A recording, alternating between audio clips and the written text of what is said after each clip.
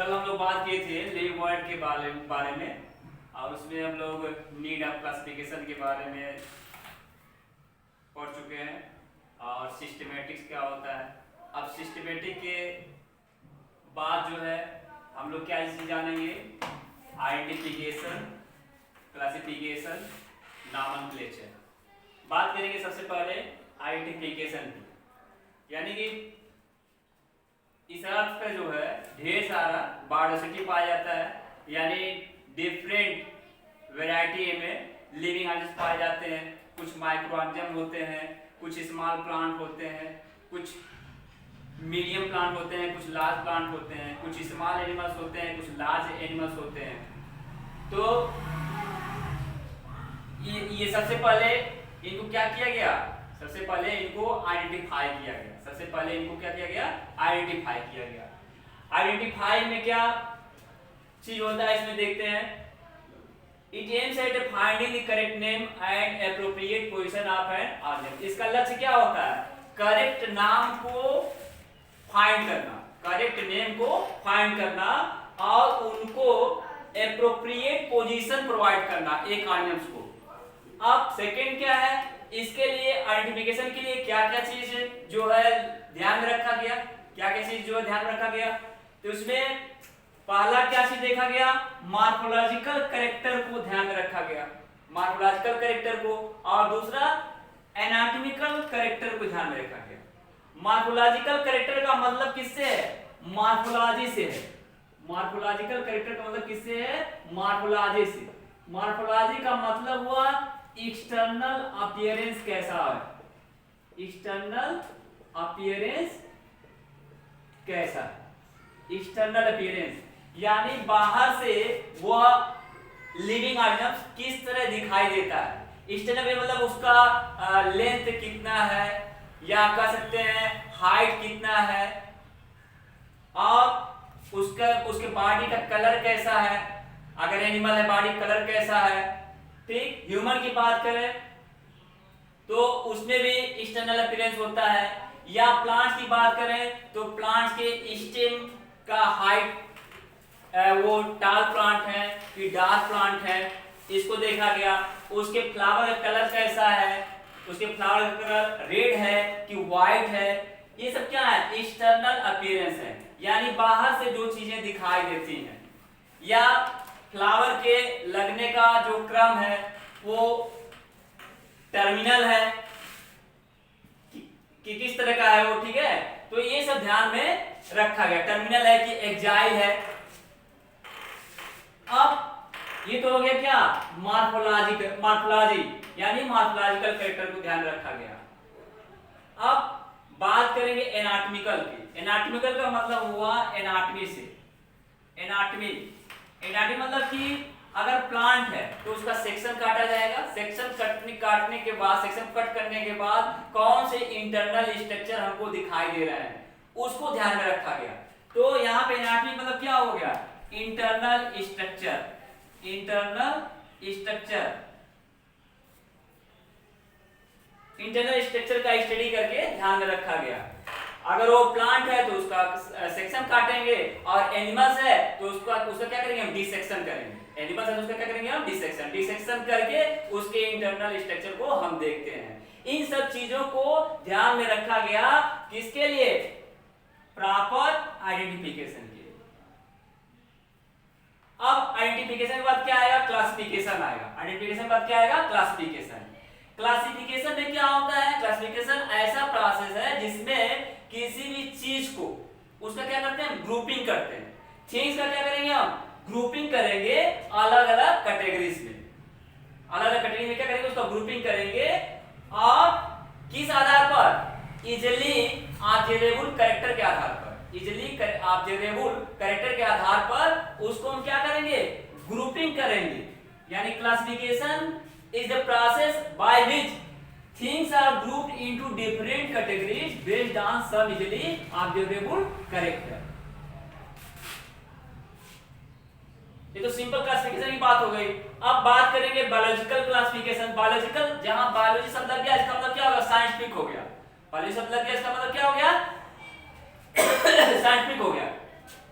Biological classification में क्या होगा, ये साइंटिफिक अरेंजमेंट होता है। यहाँ पे अरेंजमेंट कैसा करेंगे हम, साइंटिफिक अरेंजमेंट करेंगे किसका, ऑर्गन्स का, इन ए हायरार्ची।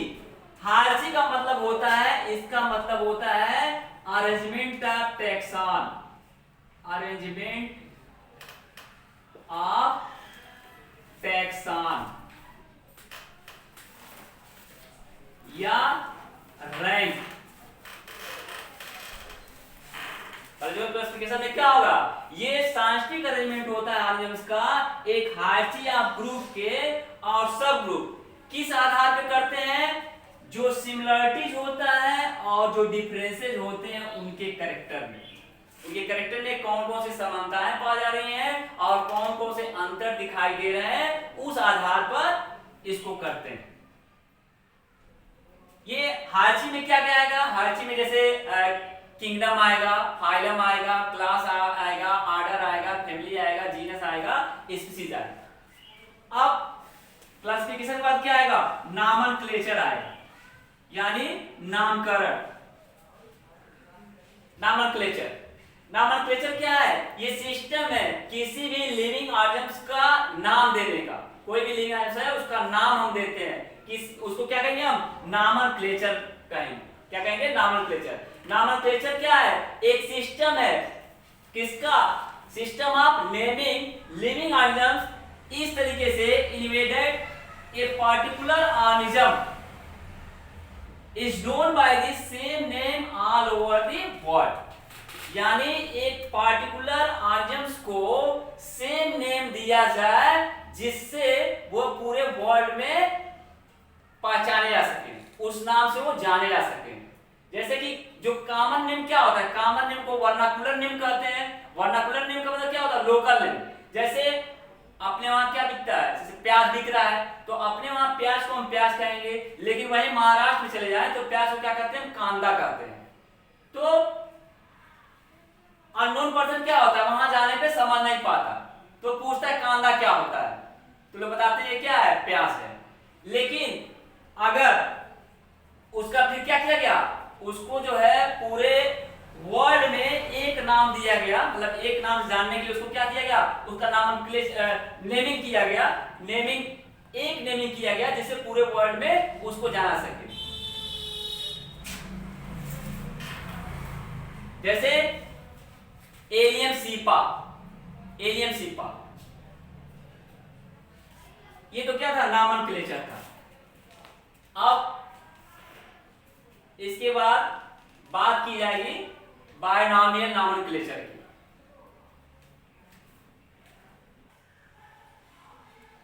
अब आते हैं साइंटिफिक नेम पे। साइंटिफिक नेम जो है वो किसके द्वारा दिया गया, बायोलॉजिस्ट के द्वारा। किसके द्वारा दिया गया, बायोलॉजिस्ट के द्वारा। प्रत्येक जो नेम होता है वो रिप्रेजेंट करता है एक पार्टिकुलर ऑर्गेनिज्म को वर्ल्ड के सारे पार्ट्स में। बायनॉमियल नॉमेनक्लेचर होता क्या है, ये सिस्टम है प्रोवाइड करने का, किसको, साइंटिफिक नेम को। साइंटिफिक नेम को प्रोवाइड करने का एक सिस्टम है, क्या चीज, बायनॉमियल नॉमेनक्लेचर। बायनॉमियल नॉमेनक्लेचर सबसे पहले दिया गया था लीनियस के द्वारा। लीनियस के द्वारा बायनॉमियल नॉमेनक्लेचर को दिया गया।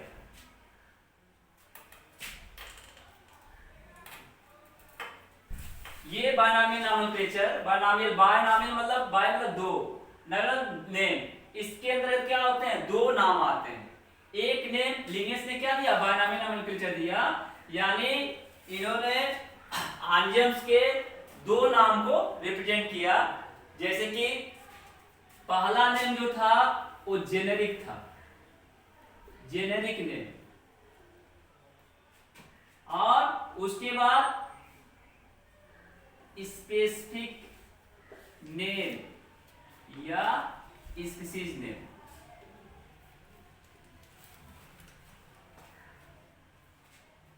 पहला जो होता है वो जीनस नेम होता है, दूसरा स्पीशीज नेम, यानी जेनेरिक एपिथेट और स्पेसिफिक एपिथेट। जैसे ह्यूमन का अगर जूलॉजिकल नेम लिखा जाए तो होमो सैपियंस होता है, होमो सैपियंस।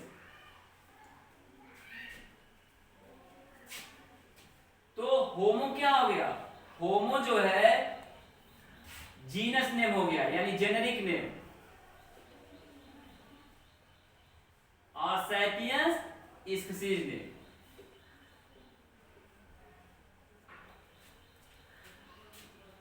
यानी ह्यूमन का जो नेम है उसको किस नाम से जाना जाएगा पूरे वर्ल्ड में, पूरे वर्ल्ड में यूनिफॉर्मिटी लाने के नाते बायनॉमियल नोमेनक्लेचर में इसका नाम क्या रखा गया, होमो सैपियंस।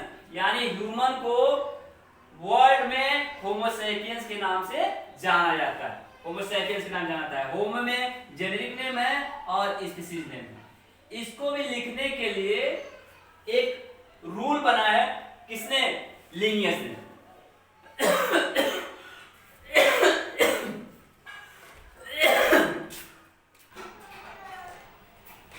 अब यहाँ पे देखेंगे कि बायनॉमियल नोमेनक्लेचर के लिए कौन कौन से रूल्स लीनियस के द्वारा बनाए गए। पहला क्या था बायनॉमियल नोमेनक्लेचर में, पहला रूल क्या था, पहला ये था कि जो नेम्स था वो जनरली कैसे थे, लैटिन, जो नेम थे वो लैटिन वर्ड के थे, और इनको जब बुक में लिखा जाता था तो इटैलिक्स लिखा जाता था। किसमें लिखा जाता था, इटैलिक्स में। ये जो नेम दिया जाता था तो पहला वर्ड क्या रहता था, पहला वर्ड जो है बायोलॉजिकल नेम में ये रिप्रेजेंट करता था जीनस को, ये रिप्रेजेंट करता था जीनस को। और दूसरा जो है ये फर्स्ट नेम ये रिप्रेजेंट करता था जीनस को, और सेकेंड नेम जो था वो रिप्रेजेंट करता था स्पीशीज को या स्पेसिफिक एपिथेट को।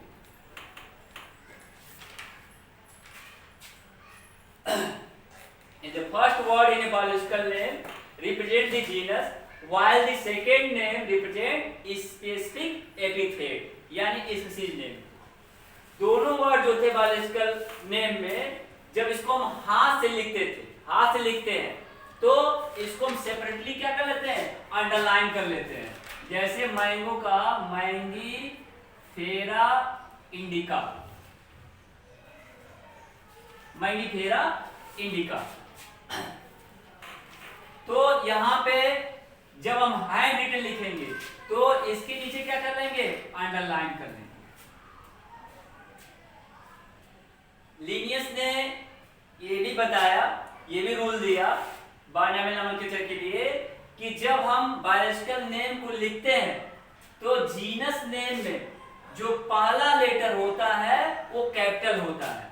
जीनस नेम में फर्स्ट लेटर जो होता है वो कैसा होता है, कैपिटल लेटर लिखते हैं। अगर हम हाथ से लिखते हैं तो पहला लेटर क्या लिखेंगे, कैपिटल।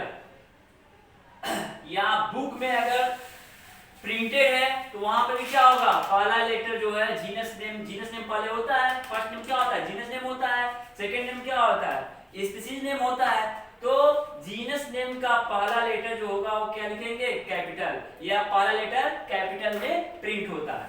और स्पीशीज नेम का पहला लेटर, यानी कि ये सारे लेटर क्या होंगे, ये स्मॉल लेटर होंगे, स्मॉल लेटर में इसको हम लिखेंगे। Both the word in a biological name when handwritten are separately underlined, इसको क्या कर लेते हैं हम, सेपरेटली क्या कर लेते हैं, अंडरलाइन कर लेते हैं। जीनस को अलग अंडरलाइन कर लेंगे, इंडिका को अलग अंडरलाइन कर लेंगे। या जब ये किताबों में प्रिंट होता है तो इटैलिक्स में प्रिंट होता है। किस लिए ये इटैलिक्स क्यों होता है, क्योंकि इटैलिक्स रिप्रेजेंट करता है कि इसका ओरिजिन जो है लैटिन भाषा से हुआ है। अब नेम ऑफ द ऑथर, मतलब कि जिस साइंटिस्ट ने इसका नाम दिया उसके नाम को हम, जैसे मैंगी फेरा इंडिका है, मैंगी